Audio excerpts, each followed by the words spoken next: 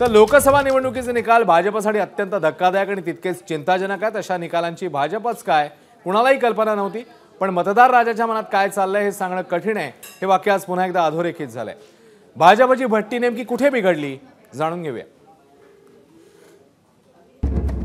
2014 पासून लोकसभा निवडणुकीत चौखूर उधळत असलेल्या नरेंद्र मोदींचा वारू अखेर 2024च्या निवडणुकीत काहीसा रोखला गेलाय। अब की बार 400 पार, अब की बार विंध्या पार आणि मतांची टक्केवारी 50% असे वेगवेगळे नारे देऊन भाजप मैदानात उतरली। प्रचंड आत्मविश्वासानं मोदी आणि अमित शहा विरोधकांवर तुटून पडले। मतदारांना आकर्षित करणारे सारे फंडे वापरले, पण मतदारांना ते पटलं नसल्याचं दिसतंय। 2014ला 282 आणि 2019ला 303 जागा जिंकणाऱ्या भाजपला यावेळी 240च्या आसपास रोखण्यात आले। भाजपला जवळपास 60 ते 70 जागांचा फटका बसतोय। दुसरीकडे धक्कादायक गोष्ट म्हणजे भाजपची मतांची टक्केवारीही घसरली आहे। 50% मतं मिळवण्याचं ध्येय ठेवून मैदानात उतरलेल्या भाजपला 36.89% मतं मिळत आहेत। 2019च्या तुलनेत ती अर्धा ते 1% कमी आहे। ब्रँड मोदींसाठी ही नक्कीच चिंताजनक बाब म्हणावी लागेल। 7 टप्प्यांमधल्या मतदानाचा लाभ उठवण्याच्या दृष्टीनं भाजपनं मोदींच्या 200 ते 225 सभा आणि रोड शो केले, पण विविध राज्यांमधल्या मतदारांना या सभांमधली टीका आणि आवाहनं पटलेली दिसत नाही। उत्तर प्रदेश सारख्या हक्काच्या राज्यात भाजपला सर्वात मोठा धक्का बसलाय। 80 जागांपैकी भाजपला निम्म्या जागा सुद्धा जिंकता येत नाहीयेत। दुसरीकडे समाजवादी पार्टी आणि काँग्रेसनं तोंडात बोटं घालायला लावणारी कामगिरी केली आहे। भाजपला 32 आणि मित्र पक्षाला 3 अशा फक्त 35 जागा मिळतात। समाजवादी पार्टीला मात्र 38 जागा मिळतात आणि काँग्रेसलाही 6 जागा मिळतात। 2014ला 71 आणि 2019ला 62 जागा जिंकलेल्या भाजपला अखिलेश आणि राहुल या दुकलीनं 35 मध्येच रोखलंय। भाजपला 29 जागांचा फटका बसलाय।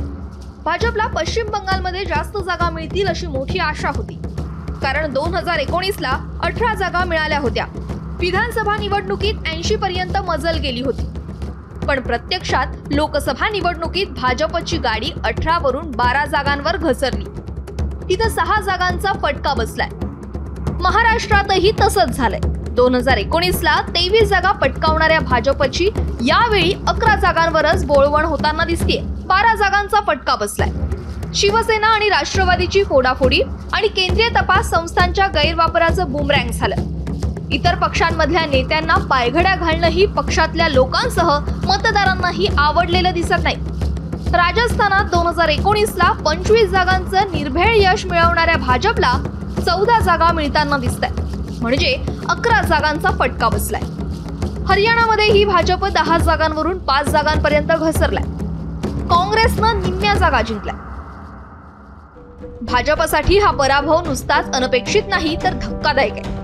त्याच्या कारणांचा शोध घेतला जाईलच, पण 10 वर्ष सत्तेत राहिल्यानंतर अँटी इन्कम्बन्सीचा धोका भाजपच्या नेत्यांना लक्षात आला नाही का, असाही प्रश्न पडतो। सर्वच्या सर्व राज्यात भाजपची कामगिरी खराब आहे असं नाही। मध्य प्रदेशात सर्व 29, गुजरातमध्ये 24, छत्तीसगडमध्ये 10, झारखंडमध्ये 8, कर्नाटकात 17, ओडिशात 18, उत्तराखंडमध्ये सर्वच्या सर्व 5 जागांवर भाजपला विजय मिळाल्यानं महाराष्ट्र, उत्तर प्रदेश, राजस्थानातलं नुकसान काहीसं भरून निघालंय असं म्हणावं लागेल।